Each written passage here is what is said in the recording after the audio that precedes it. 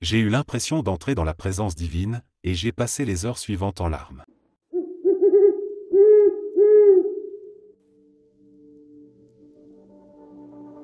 Pour moi, ce moment est arrivé un jour d'automne pluvieux, alors que je venais tout juste d'obtenir mon permis moto. Comme beaucoup de jeunes de mon âge, je me sentais invincible, prêt à défier les limites sans vraiment comprendre les risques que je prenais. Ce jour-là, l'air était frais et chargé de l'odeur de la pluie. Les routes de montagne étaient glissantes, mais cela ne m'a pas empêché de pousser ma moto au maximum. La vitesse, l'adrénaline, la sensation de liberté, tout cela me grisait. Mais alors que j'approchais d'un virage serré, je me suis rapidement rendu compte que j'étais allé trop loin. Mon manque d'expérience m'a trahi. J'ai tenté de freiner, de redresser la moto, mais il était trop tard. La moto a glissé, et avant que je ne puisse réagir, j'ai été projeté hors de la route. Devant moi, une falaise abrupte, des arbres en contrebas, et aucune chance de m'en sortir vivant. C'est là que quelque chose d'incroyable s'est produit. Au lieu de tomber brutalement vers ma mort certaine, j'ai eu la sensation de flotter, comme si une force invisible me portait doucement. En un instant, j'ai été déposé en bas de la falaise, allongé sur un lit d'herbe. Lorsque je me suis relevé, je n'en croyais pas mes yeux. Tout autour de moi, il n'y avait que des rochers tranchants. Si j'avais atterri quelques centimètres plus loin, ma tête aurait été fracassée contre les pierres. Mais là, j'étais vivant, sans une égratignure, comme si une main divine m'avait guidé en toute sécurité. En reprenant mes esprits, mes pensées se sont tournées vers ma grand-mère. Elle m'avait toujours dit que Dieu veillait sur moi, même si je refusais d'y croire.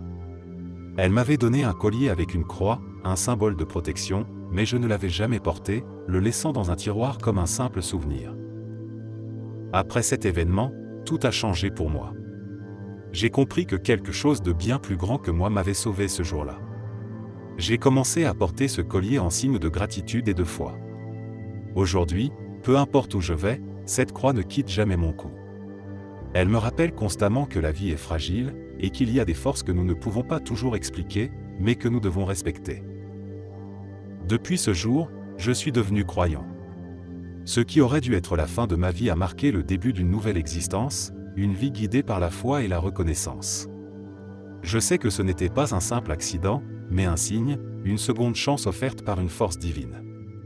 Et je compte bien honorer cette chance en vivant chaque jour avec une foi renouvelée.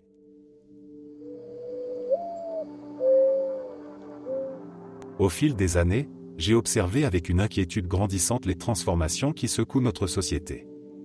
Partout où je regarde, je vois des signes d'un monde qui a perdu son chemin. La religion, autrefois respectée et tenue en haute estime, est désormais moquée ouvertement. Il suffit de jeter un œil à ce qui s'est passé lors des derniers Jeux Olympiques pour s'en rendre compte. La représentation de la scène avec des personnes trans, un symbole sacré pour des millions de chrétiens, détourné pour une sorte de spectacle moderne, c'était la goutte de trop. J'ai commencé à me demander ce que devenait notre monde. Un monde sans religion est un monde décadent, où chacun ne pense qu'à soi, où les valeurs collectives disparaissent. On nous encourage à oublier que nous avons une famille, une communauté, des racines qui nous lient et nous soutiennent. Ce n'est pas un hasard si tant de personnes, surtout les femmes, se retrouvent sous antidépresseurs. Le vide spirituel, l'absence de sens, crée une souffrance intérieure que rien ne semble pouvoir apaiser. Regardez autour de vous, les jeunes n'ont plus aucune envie de se battre pour leur gouvernement ou pour leur culture, qui les trahit et leur crache au visage chaque jour. On les pousse à se perdre dans une quête sans fin de plaisir immédiat, de gratification instantanée, tout en les coupant de ce qui pourrait leur apporter une véritable paix intérieure. C'est dans ce contexte que j'ai commencé à redécouvrir le christianisme. J'ai réalisé que les enseignements du passé n'étaient pas de simples reliques d'un autre temps, mais des fondations sur lesquelles on peut construire une vie heureuse et équilibrée. Les valeurs chrétiennes, qui prônent l'amour du prochain, l'humilité, la solidarité, et la foi en quelque chose de plus grand que soi, sont plus que jamais nécessaires. En me plongeant dans les textes sacrés, en redécouvrant les récits et les leçons de vie qu'ils contiennent, j'ai trouvé une nouvelle force, une nouvelle direction. La religion n'est pas simplement un ensemble de règles à suivre, mais un guide pour mener une vie pleine de sens, une vie où l'on se sent connecté à une communauté, à une famille, et à une tradition qui nous dépasse. Depuis que je suis devenu chrétien, ma vie a pris un tournant que je n'aurais jamais imaginé. J'ai trouvé une paix intérieure, une stabilité émotionnelle que je cherchais depuis longtemps. Ce n'est pas que les problèmes du monde ont disparu, mais je les aborde maintenant avec une force nouvelle, ancrée dans une foi qui m'élève au-dessus des trivialités et des distractions de la vie moderne. En fin de compte, ce que j'ai compris, c'est que la quête du bonheur passe par la redécouverte des valeurs du passé. Les enseignements chrétiens, loin d'être dépassés, sont une boussole qui guide vers une vie plus sereine, plus riche de sens. Et c'est en suivant cette voie que j'ai trouvé la véritable paix et le bonheur durable que tant cherchent en vain dans les illusions d'un monde sans repère.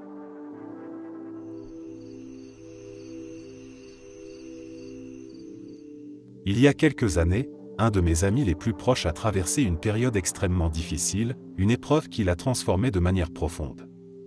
Cet ami était quelqu'un de plein de vie, toujours prêt à faire la fête et à profiter des bons moments. Il était en couple depuis plus de 10 ans, une relation qui semblait solide, presque indestructible. Beaucoup de gens, moi y compris, pensaient qu'ils allaient finir par se marier. Puis, du jour au lendemain, tout a basculé. Il a découvert que sa compagne l'avait trompé, non pas avec un seul homme, mais avec plusieurs. Cette trahison l'a complètement anéanti. Pendant des semaines, il était méconnaissable. Lui, qui était habituellement si joyeux et énergique, était devenu l'ombre de lui-même. Il passait ses journées à boire, tentant d'engourdir sa douleur, mais rien ne semblait l'apaiser. Il venait encore aux soirées, mais son état d'esprit plombait l'ambiance, et il finissait souvent par pleurer, incapable de contenir son chagrin. Voyant son état se détériorer, je lui ai proposé un jour de venir avec moi à la mosquée. Je ne savais pas si cela allait l'aider, mais je sentais qu'il avait besoin de quelque chose de différent, de quelque chose qui pourrait lui offrir un peu de paix. Contre toute attente, il a accepté. Ce jour-là, quelque chose a changé en lui. Dès qu'il est entré dans la mosquée, j'ai vu une lueur d'apaisement dans ses yeux. Il a assisté à la prière avec moi, et je pouvais sentir que, pour la première fois depuis des semaines, il trouvait un peu de réconfort. À partir de ce moment-là, il a commencé à venir régulièrement, sans que je ne le pousse. Peu à peu, il s'est remis sur pied. Il a cessé de boire, a repris le contrôle de sa vie et s'est concentré sur sa guérison spirituelle. Ce qui m'a le plus surpris, c'est la rapidité avec laquelle il s'est transformé. Il est devenu un homme nouveau, plus serein, plus en paix avec lui-même. Finalement, il a décidé de se convertir à l'islam. Ce n'était pas une décision prise à la légère, mais un choix profondément réfléchi, une manière pour lui de trouver un nouveau sens à sa vie après tout ce qu'il avait traversé. Aujourd'hui, il est un homme beaucoup plus heureux. Il a rencontré une femme formidable avec qui il a fondé une famille, et ils ont maintenant de beaux enfants. Son intelligence et sa sagesse sont impressionnantes, et j'apprécie énormément nos discussions, qui sont toujours profondes et enrichissantes. Voir son parcours m'a rappelé à quel point la foi peut transformer une vie, même dans les moments les plus sombres.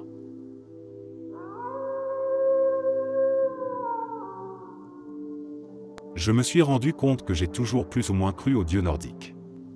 Né et élevé en Scandinavie, mon grand-père m'a toujours raconté les anciennes histoires, et il n'y a pas si longtemps, j'ai réalisé que l'idée d'aller à Valhalla après ma mort, tant que je pars en combattant, me réconforte bien plus que toute autre croyance.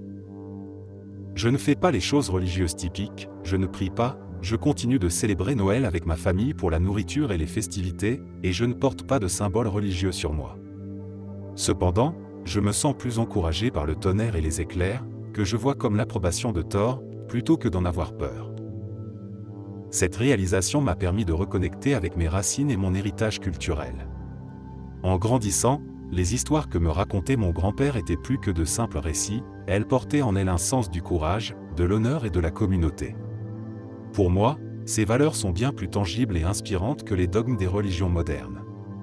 Elles me rappellent que la vie doit être vécue avec bravoure et détermination, un peu comme les anciens guerriers nordiques qui croyaient que la mort en combat était la porte d'entrée vers Valhalla. Même si je ne suis pas pratiquant au sens strict du terme, ces croyances façonnent ma vision du monde. Elles m'offrent une perspective différente sur la vie et la mort, où le courage et la volonté sont au cœur de l'existence. Je commence à comprendre que les croyances ne se résument pas nécessairement à des rituels ou à des symboles, mais plutôt à une philosophie de vie, un état d'esprit. Et dans ce sens, je me sens profondément lié à mes ancêtres et à la terre qui m'a vu naître.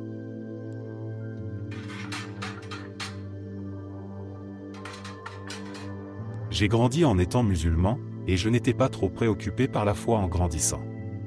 J'étais un fauteur de troubles, une personne généralement en colère et amère.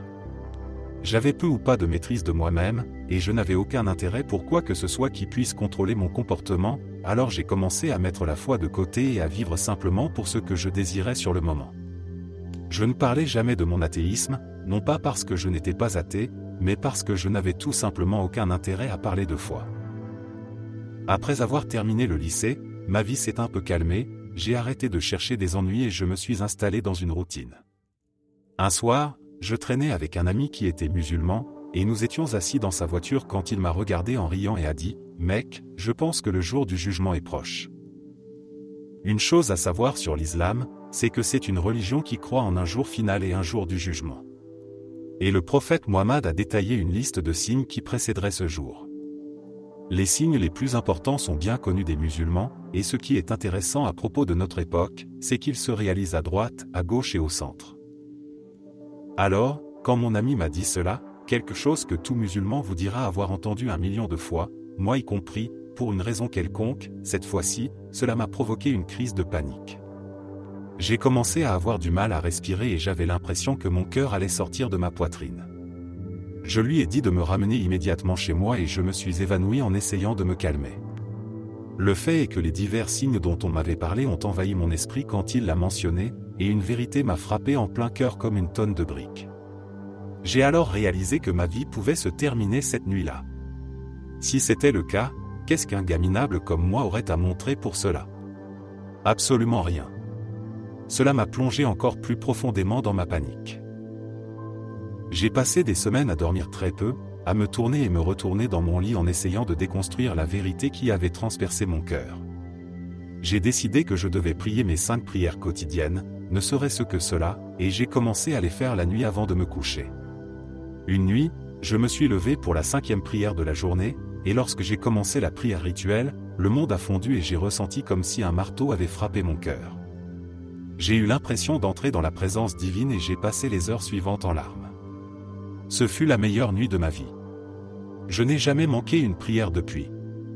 J'étais dans un état de rêve. Chaque fois que je levais les yeux vers les cieux, je ressentais ce sentiment de reconnaissance, comme si je regardais vers le visage de mon bien-aimé. Mais la foi n'est vraiment devenue une partie de ma vie que lorsque j'ai appris à connaître le prophète. J'ai commencé à écouter une série de conférences sur sa vie, et je suis tombé amoureux, et ce fut rapide. La beauté et la perfection de cet homme ont gagné mon admiration. En apprenant à le connaître, une passion pour les sciences islamiques s'est enflammée dans mon cœur, et depuis, j'étudie et mémorise le Coran. 2 ans plus tard, je me retrouve avec une vie de sérénité. J'ai trouvé la paix et un but. J'ai la conviction de l'unicité de Dieu et de son existence. Je passe la majorité de mon temps libre à travailler avec les jeunes et à étudier le Coran. Je pense que l'islam est souvent mal perçu en Occident à cause de psychopathes comme ISIS. La religion est beauté, équilibre, symétrie et quiétude, la mauvaise compréhension de la vérité par un homme ne peut pas changer ce qu'est la vérité. Je suis devenu bouddhiste après avoir été athée pendant la majeure partie de ma vie. Cela m'est venu progressivement, à mesure que je réalisais que tout dans le bouddhisme résonnait juste en moi. Prenez le concept de karma, par exemple, c'est l'idée que tout ce que nous faisons a une influence sur nous d'une manière ou d'une autre. Lorsque nous mentons, le poids de ce mensonge, les dissimulations, les efforts pour se souvenir du mensonge raconté, etc., nous affectent autant que la personne à qui nous avons menti. Cette prise de conscience m'a fait comprendre que nos actions, bonnes ou mauvaises, finissent toujours par nous revenir. L'idée de la réincarnation m'a longtemps semblé difficile à accepter, jusqu'à ce que je réalise que l'univers lui-même est un immense cycle de naissance et de renaissance. Le Big Bang, l'expansion de l'univers, l'absorption de toute matière par les trous noirs. Tout cela illustre parfaitement ce cycle infini de destruction et de création. Peu à peu, à chaque fois que j'avais une objection à un principe bouddhiste, elle se trouvait réfutée par une meilleure compréhension de la réalité. En approfondissant ma pratique et ma compréhension du bouddhisme, j'ai découvert que ces principes n'étaient pas simplement des concepts abstraits, mais des vérités applicables à la vie quotidienne. Par exemple, j'ai commencé à observer les effets de mes propres actions avec plus de clarté. Lorsque je choisissais la compassion et l'honnêteté, je ressentais une paix intérieure et une harmonie dans mes relations avec les autres. En revanche, chaque fois que je succombais à la colère ou à l'égoïsme, je remarquais comment ces émotions me nuisaient, créant du stress et des conflits internes. Le bouddhisme m'a offert une nouvelle perspective sur la vie, une manière d'aborder les défis avec sérénité et de cultiver la paix intérieure. Ce cheminement spirituel a transformé non seulement ma vision du monde, mais aussi ma façon de vivre au quotidien.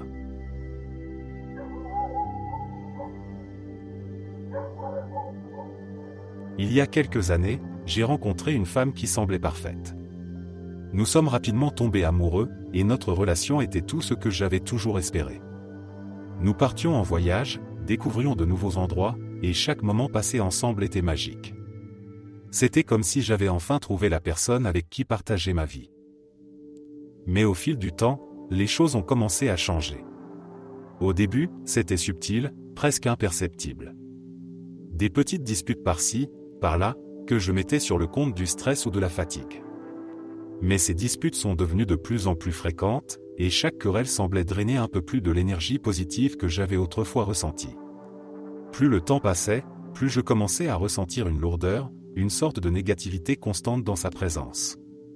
Ce que je n'avais pas réalisé au départ, c'est que cette femme apportait avec elle une énergie sombre, perturbatrice. Les conflits se sont intensifiés. Elle devenait colérique, imprévisible, et commençait à casser des objets chez moi dans des accès de rage. Elle me criait dessus, m'accusant de choses absurdes, et s'en prenait même à ma famille, leur disant que je la maltraitais, que je la frappais. Ces accusations mensongères m'ont isolé, car mes proches, bien que sceptiques, ne pouvaient pas ignorer ces paroles. Je me sentais pris au piège, incapable de trouver une issue à cette situation qui s'aggravait de jour en jour. Un soir, après une dispute particulièrement violente, j'ai atteint mon point de rupture. Je lui ai dit que c'était terminé, que je ne pouvais plus continuer ainsi. Ce qui s'est passé ensuite est gravé dans ma mémoire. Elle est allée dans la cuisine, a pris un couteau et a commencé à menacer de se blesser. Elle disait qu'elle ferait en sorte que tout le monde croie que c'était moi qui l'avais attaquée. À ce moment-là, j'étais complètement désemparé. Je sentais que ma vie était en train de basculer dans un cauchemar sans fin. C'est alors que, dans un élan de désespoir, j'ai invoqué le nom de Jésus. Ce n'était pas une prière préparée ou réfléchie, mais un cri du cœur. Au nom de Jésus, pars d'ici, laisse-moi tranquille. Au nom de Jésus, pars de chez moi, démon. Pars et ne reviens jamais, tu n'es plus la personne que j'ai connue, démon. À ma grande surprise, quelque chose a changé en elle. Une peur palpable s'est emparée de son regard, elle a laissé tomber le couteau, et sans un mot, elle a quitté l'appartement. Je ne l'ai plus jamais revue. Cet événement a marqué un tournant décisif dans ma vie. Ce jour-là, j'ai pris conscience de l'existence de forces que je ne comprenais pas encore pleinement, mais que je savais réelles.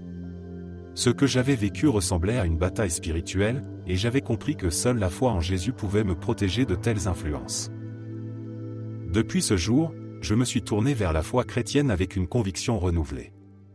Je ne me considère plus simplement comme un croyant occasionnel, mais comme quelqu'un qui a été témoin de la puissance du nom de Jésus. Cette expérience m'a ouvert les yeux sur la réalité du bien et du mal, et sur l'importance de suivre les enseignements du Christ pour mener une vie saine et protégée.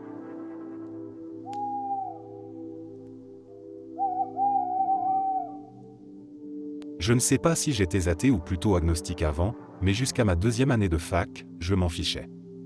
Je ne me souciais jamais assez pour vraiment m'intéresser à ce qu'est la foi, donc j'avais toujours supposé que c'était pour des idiots qui ne pouvaient pas accepter leur mortalité et ne croyaient pas en la science. Une fois que j'ai commencé à explorer diverses religions, il est devenu clair pour moi que la plupart des religions consistent simplement à être une bonne personne, à vivre sa vie du mieux que l'on pense que Dieu le souhaiterait, même si Dieu ne s'en soucie pas vraiment. On n'a pas besoin d'être religieux pour être bon, mais j'ai décidé que j'en avais besoin pour grandir en tant que personne. J'ai la chance d'avoir trouvé un excellent groupe de personnes avec qui explorer les rouages internes du christianisme, et cela a élargi mon esprit et m'a rendu plus compatissant et ouvert à ce que le monde a à offrir. J'essaie de ne pas m'identifier spécifiquement à certaines pratiques religieuses, mais j'aime prendre du temps pour moi-même pour explorer les mystères de Dieu à mon propre rythme, plutôt que dans des groupes plus larges. Beaucoup de gens peuvent avoir leurs préjugés lorsqu'ils enseignent, alors j'essaie de m'enseigner moi-même en plus d'écouter des personnes affiliées à certaines sectes du christianisme.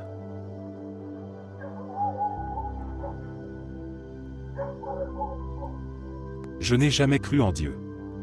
Mes parents étaient catholiques, ce qui signifiait qu'ils allaient à l'église pendant les fêtes et nous envoyaient, mon frère et moi, au catéchisme par tradition, sans vraiment croire eux-mêmes. J'étais le petit malin de la classe, persuadé de tout savoir. Je ne voulais pas être au catéchisme, alors je remettais toujours en question les enseignants et, souvent, je leur étais carrément impoli.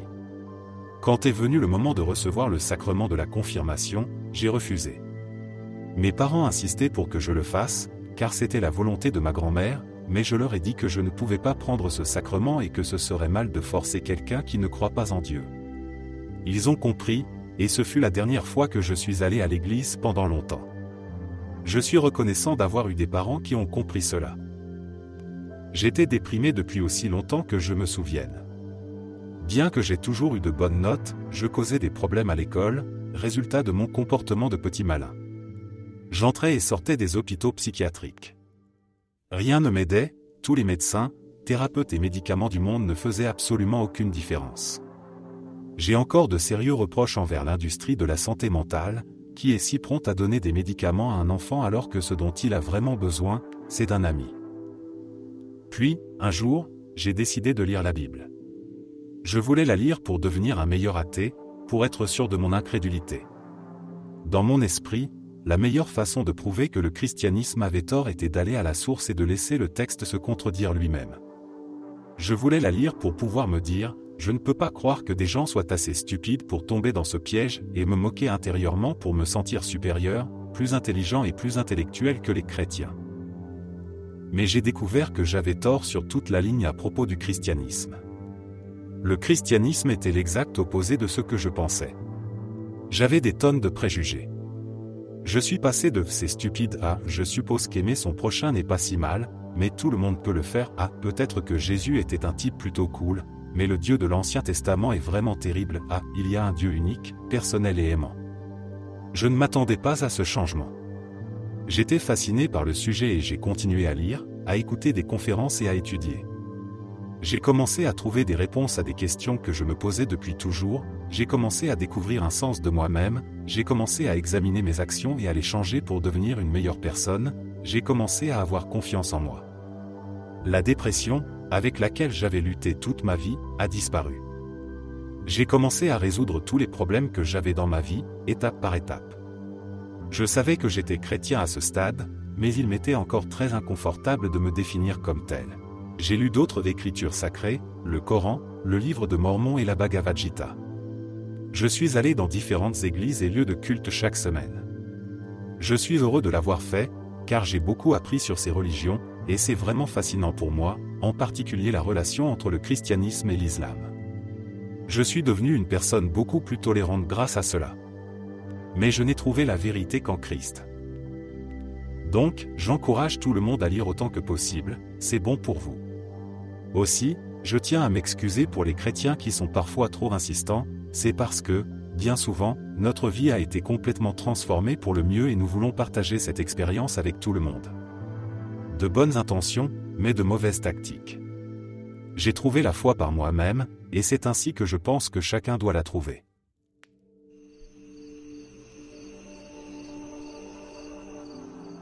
En tant que professeur, j'ai le privilège d'observer l'évolution des mentalités chez les jeunes, et ce que j'ai remarqué ces dernières années est particulièrement fascinant. Depuis 2 ou 3 ans, je vois de plus en plus d'étudiants afficher ouvertement des symboles religieux. C'est un changement notable par rapport à il y a quelques années, où la tendance dominante était plutôt à la rébellion contre les normes, à la remise en question de tout ce qui pouvait représenter une forme d'autorité, y compris la religion. Il semble qu'aujourd'hui, un nombre croissant de jeunes ait compris que la religion peut offrir un chemin de vie plus structuré et plus sain.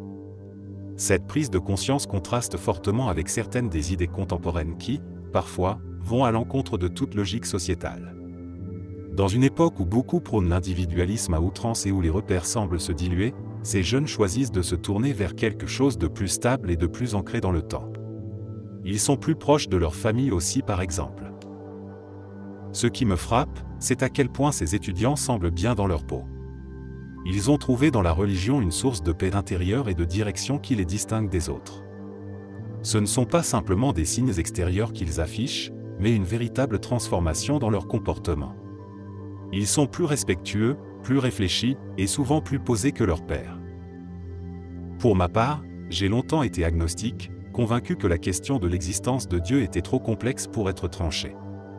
Mais en observant cette nouvelle génération, en voyant combien la foi peut apporter de la stabilité et du sens dans leur vie, je me retrouve à pencher de plus en plus vers la croyance.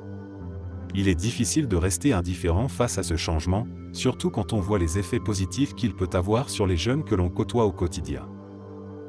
En tant qu'enseignant, cela me rassure et me réconforte de voir que, malgré les turbulences du monde moderne, certains jeunes choisissent de suivre un chemin plus structuré, guidés par des valeurs qui ont traversé les âges.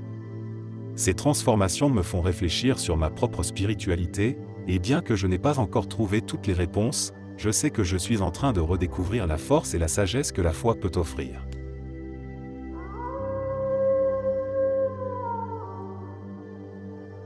J'ai vécu une expérience surnaturelle assez intense que je ne pouvais pas nier.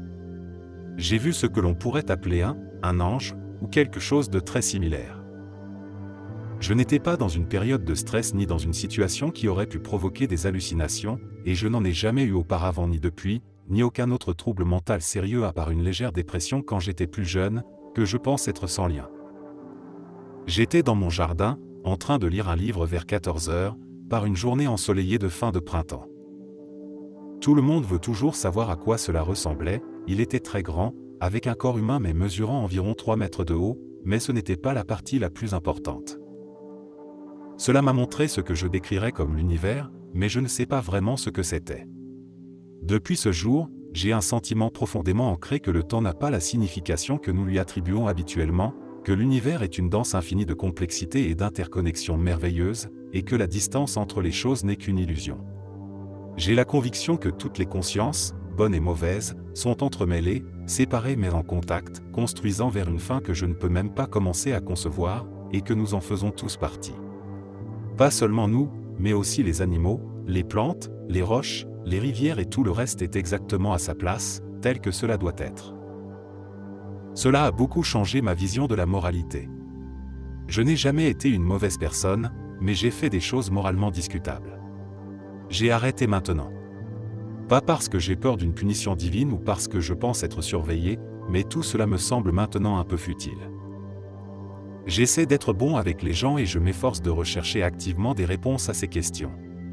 Je ne suis pas un adorateur, mais je ne suis certainement plus un athée non plus. J'ai été élevé dans l'athéisme, entouré d'athées, et je continue de penser en grande partie de cette manière. Plus que tout, j'aimerais connaître la vérité sur ce jour-là. Mais en fin de compte, cela n'a peut-être pas d'importance. Je profite beaucoup plus de la vie maintenant et je n'ai pas du tout peur de mourir. Même s'il n'y a rien après, je mourrai avec l'espoir, peut-être illusoire, de découvrir quelque chose d'autre. Et même si ce n'est pas vrai, je ne le saurai jamais. Je suis totalement laïque dans mes opinions politiques, et très opposé aux religions organisées. Je ne consomme pas de drogue, à part un peu de cannabis quand j'étais plus jeune, pas d'antécédents de schizophrénie dans ma famille, aucune mauvaise expérience liée à cela, je trouve juste un peu absurde d'appliquer des principes de l'âge du bronze à la vie moderne.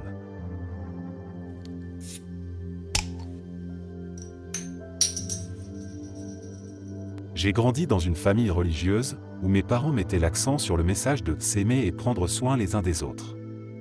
Ils m'ont inculqué ces valeurs, et bien que je n'ai pas continué à aller à l'église régulièrement, ma foi en Dieu est toujours restée présente en moi. Lorsque mon fils s'est suicidé à l'âge de 23 ans, c'est moi qui ai découvert son corps. Cette expérience a été un choc indescriptible, un moment où ma vie s'est effondrée en un instant. Lorsque la police est arrivée, ils ont demandé à ma sœur et moi de rester à l'extérieur de la maison jusqu'à l'arrivée du coroner. Ils nous ont permis d'appeler une maison funéraire, mais j'ai expliqué que personne d'autre dans la famille n'avait encore été informé. J'ai donc demandé la permission de récupérer mon téléphone pour appeler nos proches. Un officier m'a autorisé à entrer, en précisant que je devais revenir immédiatement après avoir pris le téléphone pour passer les appels dehors.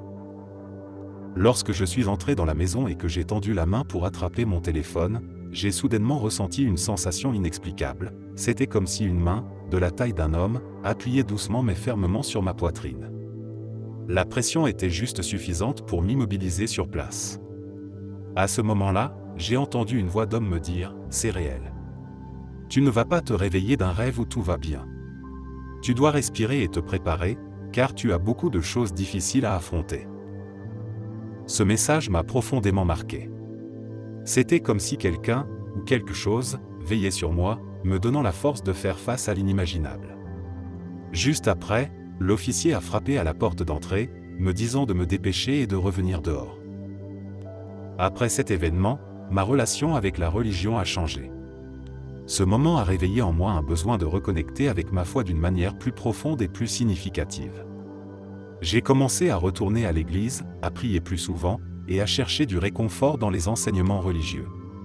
Ce que j'avais toujours cru, mais que j'avais mis de côté au fil des années, est redevenu un pilier essentiel de ma vie. Je me suis rendu compte que, dans les moments de grande douleur et de perte, ma foi était non seulement un refuge, mais aussi une source de force intérieure.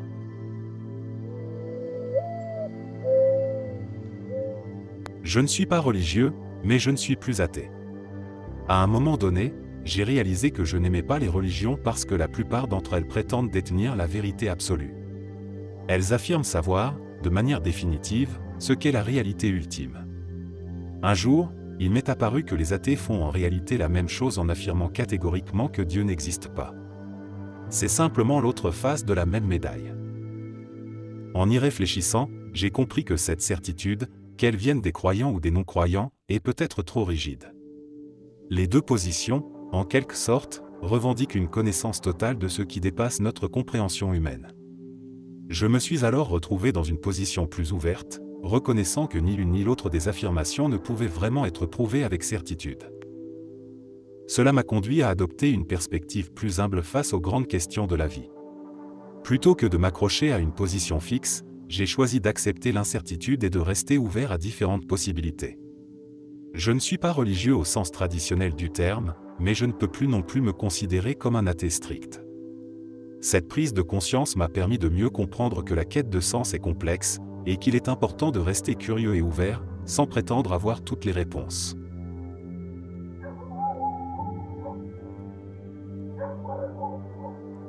Mon père m'a raconté une histoire de son adolescence, une période où il était sur le point d'être envoyé au front pour combattre contre les Nord-Vietnamiens. Cependant, il n'a jamais combattu. À la place, il a décidé de déserter avec un homme qu'il connaissait à peine. C'était une décision extrêmement risquée, car la désertion était sévèrement punie, souvent par la peine de mort. Les deux hommes ont rapidement été pris en chasse par des soldats, déterminés à les capturer.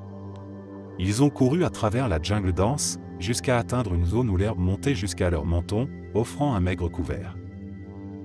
Mon père m'a décrit la scène avec une grande précision. Allongé à plat ventre dans cette herbe épaisse, il pouvait littéralement voir les pieds des soldats passer juste devant lui. La peur l'envahissait, une peur viscérale, car il savait que s'il était découvert, sa vie serait terminée. Il a ressenti un désespoir total, sachant qu'il était à un cheveu de la mort.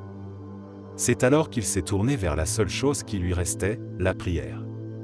Il a prié, peut-être pour la première fois avec une telle intensité, suppliant quiconque pouvait l'entendre de le sauver, lui et son compagnon. Et puis, contre toute attente, quelque chose d'incroyable s'est produit. Après quelques minutes de recherche, les soldats ont soudainement abandonné. Ils ont fait demi-tour et sont partis, laissant mon père et son compagnon en vie, cachés dans l'herbe haute. Mon père n'a jamais su pourquoi ils avaient cessé de chercher, mais il a toujours cru que ce moment était plus qu'une simple coïncidence.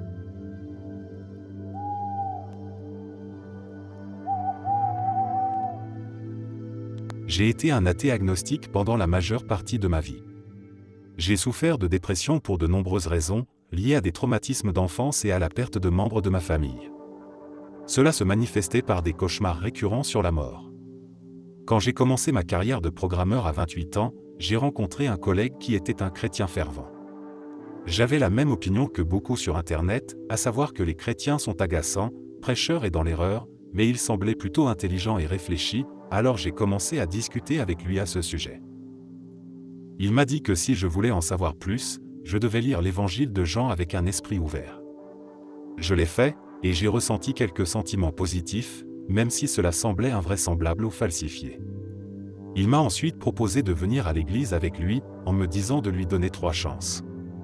J'ai accepté à contre-séhur, j'y suis allé quelques fois, j'ai trouvé cela intéressant mais étrange. Pendant ce temps, j'ai prié 3 fois pour des choses. Elles ont donné des résultats qui pourraient être expliqués autrement, mais qui étaient néanmoins très spécifiques. J'ai ressenti quelque chose de plutôt positif par rapport à toute cette expérience. Après la 3e fois, il m'a dit que j'en savais assez et m'a demandé si je voulais accepter Jésus. J'allais dire non, puis j'ai ressenti un sentiment accablant, puissant, extérieur, impératif. J'ai découvert plus tard que cela s'appelait la conviction, qui est souvent utilisée par Dieu. Je n'étais pas capable de parler, mais j'ai accepté, puis je me suis traîné jusqu'à l'avant, à peine capable de marcher. Cette nuit-là, je savais que toute foi que j'aurais pu acquérir serait détruite par mes cauchemars. Mais au moment où je sentais la mélancolie commencer à m'envahir, elle a disparu, remplacée par un fort sentiment de chaleur et d'amour. C'était incroyable. Je me suis endormi facilement cette nuit-là et je n'ai jamais vu un autre cauchemar depuis. Je ne fais pas confiance à d'autres chrétiens, pour la plupart, parce que je ne fais pas confiance aux gens. Je suis incroyablement sceptique à propos de nombreuses choses. Mais je crois fermement maintenant au Dieu d'Abraham et au Sauveur Jésus. J'ai vécu quelques autres expériences qui ont renforcé ma foi, mais je n'oublierai jamais comment tout a commencé.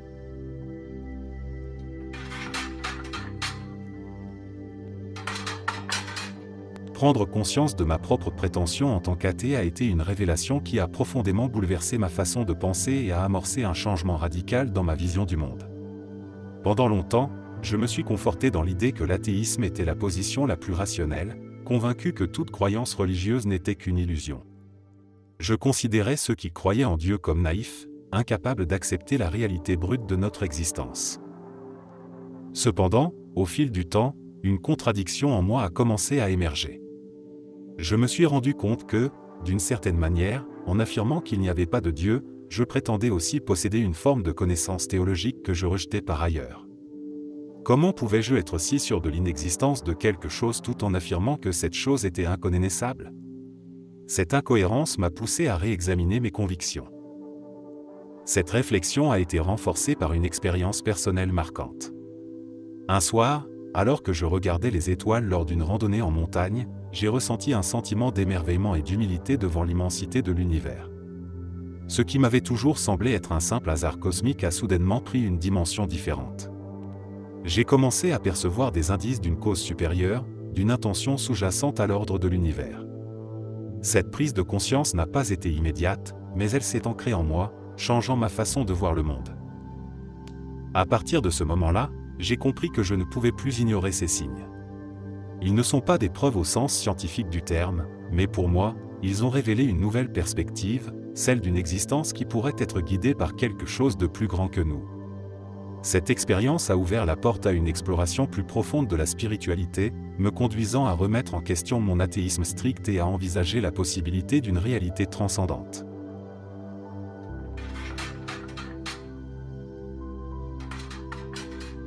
Le déclic pour moi a été de réaliser que ma vie, et celle de presque tous ceux qui m'entouraient, était un vrai chaos comparé à celle de la famille de ma petite amie d'alors, qui est maintenant ma femme, une famille catholique très engagée. Tout était l'exact opposé de ce que j'avais toujours connu, leur vie fonctionnait parfaitement. Il y avait de la structure. Il y avait de l'amour. Tout le monde se respectait. Ils étaient extrêmement intelligents. Ils avaient tous obtenu leur diplôme dans les meilleures universités et avaient des carrières prestigieuses. Ils ne se vantaient pas de leur réussite et ne traitaient personne avec condescendance. Ils ont été très patients avec moi, malgré mon arrogance et mon hostilité initiale due au fait qu'ils étaient catholiques, ce qui, à l'époque, me semblait le seul aspect inacceptable chez eux. Mais, par-dessus tout, leur vie était simple. Simple et pleine de sens. Il suffisait de travailler dur, de prier beaucoup, de rester proche de sa famille et d'être heureux. Et ça fonctionnait. Avec le recul, c'est assez amusant de m'en souvenir, mais ma pensée initiale était la suivante. Waouh, cette fille et sa famille sont formidables, si seulement ils n'étaient pas aussi religieux. Je suppose que je vais devoir les convaincre du contraire. Eh bien, il se trouve que leur foi était la clé de tout, et un jour, tout s'est éclairé. J'ai eu l'impression qu'on m'avait enlevé un poids de 1000 kilos des épaules. Soudainement, tout a commencé à avoir du sens, et ma propre vie a commencé à fonctionner. Comme par magie, des problèmes non résolus de longue date se sont réglés sans effort. C'est à ce moment-là que j'ai compris qu'il se passait quelque chose de spécial. Je me suis converti, et je sais que je ne reviendrai jamais à ma vie d'avant. Merci d'être resté jusqu'à la fin. N'oubliez pas d'aimer la vidéo, de vous abonner et de partager vos propres histoires en commentaire. On se retrouve demain à la même heure devant ce feu.